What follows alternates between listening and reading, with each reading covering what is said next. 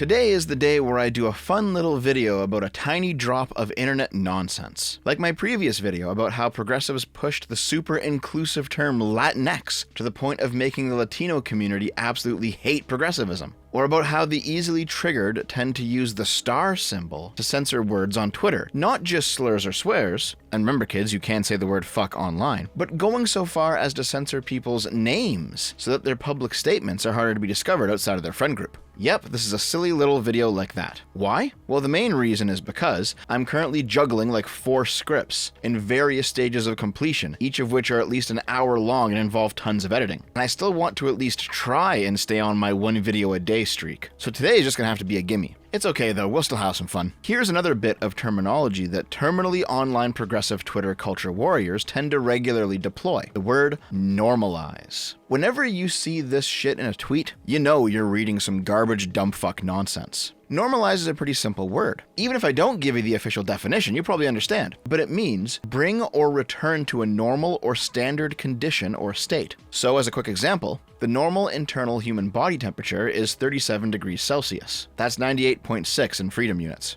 If you have a fever, you're likely to be several degrees higher. When your fever breaks and you return to normal, that is your fever normalizing. Normalization is the process of taking an abnormal value and returning it to baseline. However, that's not how progressives use the word. When a progressive says normalization, they're describing the process of taking an abnormal value and making it the new baseline. For example, being trans is pretty rare, ranging from 0.1% to 0.6% of the world population. The normal value of gender identity is being cis. If we were to use normalize per the dictionary definition, the phrase normalize transness means literally to make trans people cis, which is not what progressives want. When they're saying normalize transness, they mean to say that being trans should be considered normal. It should be the default, the baseline. And we should work to make that situation a reality. In some ways, to normalize something literally means to make it the new normal. When progressives say this, most of them mean that both transness and cisness should be the baseline. But a few radicals do genuinely mean to make transness the only baseline and push cisness to be the outlier. The terminology they often use in this case is centering.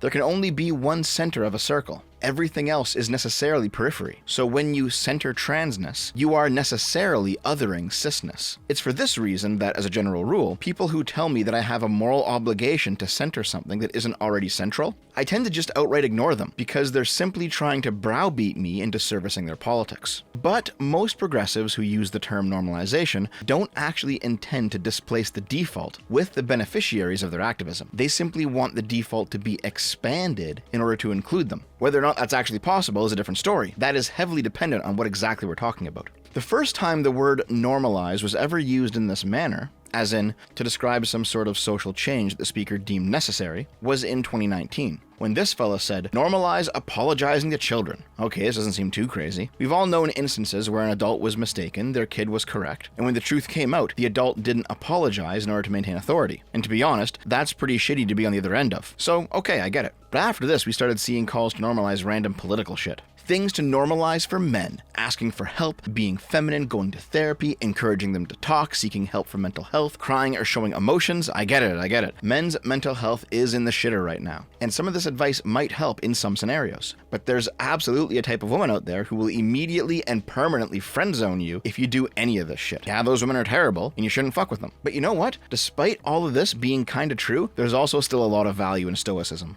Things to normalize. Same-sex relationships, female masturbation, non-binary pronouns, public breastfeeding, androgynous fashion, not wearing a bra, women in positions of power, guys showing emotions. This is just your random feminist grab bag of positions. Most of them have already been normalized, and the remaining ones are just kind of dumb. But this really does reinforce the notion that saying normalize X is just a slightly more academic way of saying I want X. It ain't just Twitter, this is seeped into journalism too. Like normalizing conversations about periods at the breakfast table with a uterus-shaped cereal. Why in the fuck would you ever want to do that? Or the extremely grotesque, we need to normalize abortion, which is probably the most blatant example of somebody trying to engineer what the norm is for their own selfish benefit. There's a round of famous posts where the target being normalized is repeated over and over, as if saying it many times will make it come true like it's a magic spell. Like normalize sexless relationships, normalize dating sex workers, going from one extreme to the other there. Normalize incest. The front page of Pornhub shows us we've been there for years, dude. Normalize pigging is This one a joke? I can't tell. Reminds me of the dude who engaged in a very similar meme from like a decade ago. I need feminism because, where he cited enjoying his girlfriend's strap-on. The point of all of these is that these are all things that are not normal, and the person making the post believes they should be, likely for some political or social end. But this rapidly turned into a very common joke, meant to make fun of these types of activists. Like for example, normalize shitting in the shower, normalize singing sea shanties in pubs, normalize using XD again, normalize leaving after the first red flag. I won't, but y'all should. And then there's the very famous one, normalize platonically telling your bros they look submissive and breedable, which actually spawned the submissive and breedable meme,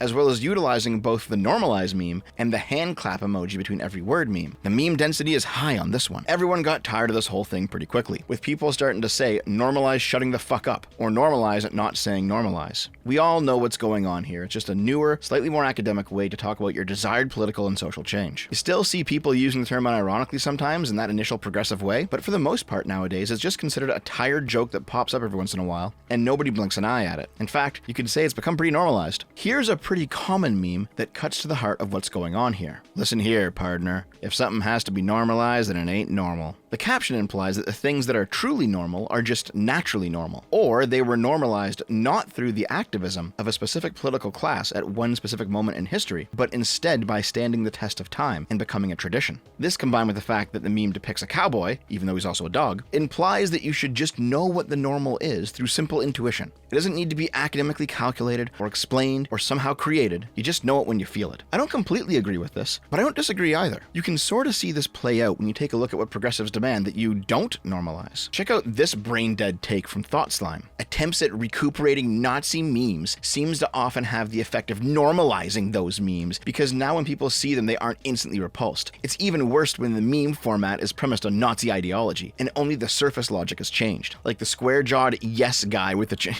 he's the Giga Chad, dude. Like the square-jawed yes guy with the chinless drooling guy. That meme is inherently ableist. Trying to make the drooling guy Richard Spencer and the buff guy Antifa or whatever doesn't change that. It just lets the ableism ooze into leftist messaging. Okay, if your followers can't tell what's going on here, Thought Slime, that might actually be about their average IQ, not the use of the memes. But look at what he's saying here. Memes that the far right use, or whatever this guy considers to be far right, which is probably everything not part of his specific political circle, these memes are so inherently far right that even when non-far right people use them, they're normalizing far right ideas. Even if the content of the meme is changed to show Antifa to be the Chad and the Nazis to be drooling Wojaks, the framing itself was originally far right, therefore all uses of it are also far right. In a video many years ago, I forget which one, it was in the early Trump era, I think, I described this as being like the Midas touch. Everything a far right meme touches turns far right. And he's not the only person who thinks this. It's a pretty common thing to go on about.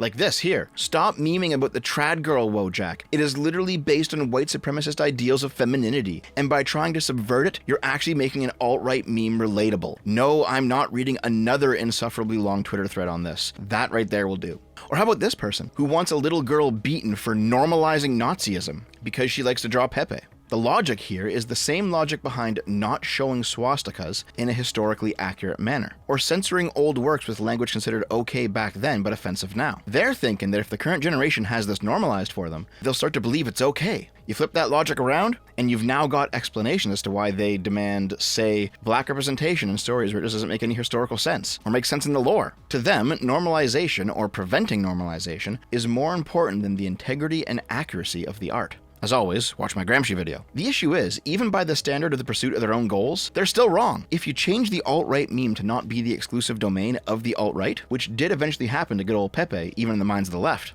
you strip it of its alt-right power. If a normie looks at Pepe, they're not being transformed into a neo-Nazi or whatever. They see a funny frog, and they laugh about it, and Pepe's status as a symbol representing the alt-right weakens. If you want to defeat your enemies, then at least part of what you do is take their symbols. But if you want to keep the specter of your enemies around, so that you can virtue signal about yourself and then use them to drum up support, well, in that case, I can see why you'd object to taking them down through mockery. The common leftist objection to the message in that "it ain't normal" meme is that nothing is actually normal naturally. Everything is imposed by the dominant politics of the era. Check out how this message is worded. Cisgender, heterosexual representation in society is so normalized, you don't even recognize it. If we inject some color into our otherwise black and white society, you feel like it's all you can see. Don't worry, it won't make you gay or trans your kids. There's a lot of problems here, but for our purposes today, the assumption being made is that being cisgender and heterosexual isn't normal, but normalized. It's not the natural state of humanity, it's imposed by our current politics. And that, presumably, it's possible for a different world to exist, where a different politics and culture imposes being transgender and homosexual instead. In other words, most people are straight and cis instead of gay and trans, not because of their nature, but because of our culture. Yes, this completely destroys the moral underpinning of the born that way narrative that pushed for gay marriage back in the 2000s. But these people either don't understand that or just don't care. When somebody says that they want to normalize a thing, they're relying on a purely social constructivist view of the human condition, that with enough planning,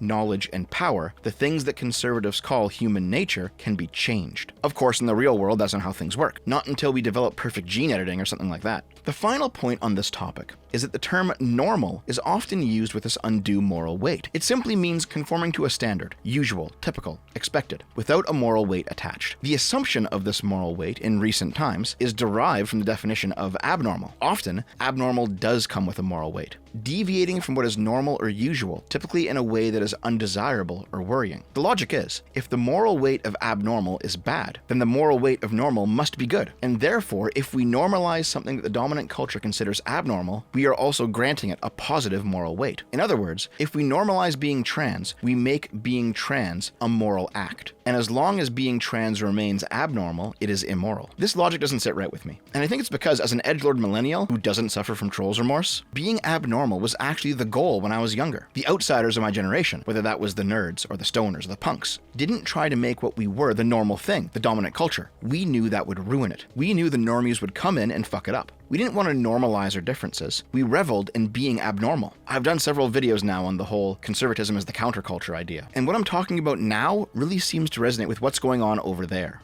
The punks of nowadays are parroting progressive orthodoxy, same as most governments and institutions out there. So definitionally, they can't be the outsider. They can't be the abnormal. If they ever once were, they've since been normalized. But frankly, it was just better before. Milo might be a nut job now. Before he drove himself off the conversion therapy copium cliff, he made an offhand joke that gay sex was a lot more fun when it was taboo. And now that everybody's doing it and accepts it, it's just kind of boring. There is something to that, you know? When you normalize the abnormal, yeah, you end up bringing people on the fringes into the center, but you also lose everything fun about being fringe. Esoteric knowledge, closed communities, gate-kept fandoms, secretly violated taboos. These things are fun to engage in. They're actually edgy, not just safe edgy. Meanwhile, universalized knowledge, inclusive communities, open fandoms, normalization of the taboo, this is all just lame. I know that one chick talked about adding color to our black and white world, but it's actually the opposite. You're turning those colorful parts into black and white. The best example that I can think of for this effect is the word queer. If you read any old literature, you'll know that for a long time, queer meant strange or odd. In the early 20th century, queer came to refer to people with a strange or odd sexuality, aka gay or trans people, and it was used as a slur. It has since been reclaimed by the LGBTQ+ movement. See, it's right there, it's the Q. But what does queer mean to progressives nowadays? Well, sometimes it simply means being gay or being trans, but that meaning is rapidly falling out of usage. Most gay people just call themselves gay, most trans people just call themselves trans. I mentioned in my Link is a Twink video that there was this concept of the trans umbrella, that trans activists are now claiming any type of gender nonconformity as being non-binary or genderqueer, and therefore they're trans. So tomboys are trans, not because they experience dysphoria or they transition, despite the attempts of the egg hatchers sometimes, but because their gender presentation is non-traditional, and therefore they're not just tomboys, they're non-binary, and therefore they're trans, and therefore they're part of being LGBTQ. This is retarded logic, but it is becoming more and more common. Allow me to introduce you to its equally retarded brother, queer heterosexuality. It's very easy to find articles and blog posts all over usual lefty spaces talking about this concept, but here's the TLDR. In queer political theory, there's this concept of the rehabilitated heterosexual, the straight person who, while still being attracted to the opposite sex, does not uphold cis-normative heteropatriarchy through his presentations, actions, or political affiliations. These people are cis and straight, but nonetheless have non-traditional gender expressions and adopt alternate gender roles. In other words, it's the final stop on Demon Mama's gender is just an aesthetic logic, extended to all of sex, gender, sexuality, and identity. Gender is a category of self-identification that means what you want it to mean. And it means what you engage. It refers to how you engage socially and how you assert your own identity. So yeah, it is fair to say that gender is essentially an aesthetic. We've seen bi lesbians and straight lesbians before. If you can identify as anything you want, why can't you identify as a queer straight? Here's an excellent practical example of what I'm talking about. I mentioned recently on the Archcast that there's a Linus Tech Tips series where Linus gets $5,000 from AMD to build the ultimate PC for one of his employees. The videos involve getting to know one of the employees, who is usually behind the camera, seeing their home, talking to their spouses while building the PC. And in one of these videos, this guy's girlfriend proclaims that she's queer as fuck. What does that mean? She doesn't appear to be trans. Yeah, I know you can't know 100%, but I'm pretty sure. And she is in a straight relationship. Does that mean that she's bisexual? Why not just say she's bi as fuck? Is it because she's got the big glasses and the curly hairstyle and the bright yellow garish overalls and probably a closet full of hoop earrings and flannel shirts and other queer fashion aesthetics? That's how this entire segment comes off to me. If gender is simply an aesthetic, as Demon Mama claims, then queerness is also just an aesthetic. And if queerness is just an aesthetic, then straight cis people can wear the aesthetic and claim all of the moral righteousness of being a part of the LGBTQ+ movement. That is what normalization is. That's what it does. We have normalized being LGBTQ to the point that straight people are unironically queer, as long as they believe in the correct things and present themselves in the correct manner. Again, this flies in the face of previous waves of gay and trans activism, which were interested in assimilation. One day, I am truly going to have to do that queer theory video. But for now, the point is, the end result of the normalizing process is the destruction of everything unique about a thing, and its reduction to only its surface level components. I'm not saying that I want to go back to an era where gays were being persecuted or something. If you want that, then I've got some real estate in the Middle East to sell you. I'm saying that normalization destroys all of the good things about being not normal. The fun, the edginess, the sense of community, the sense of specialty. The value of these things is in their particularity, and the universalization of progressivism is anathema to the particular.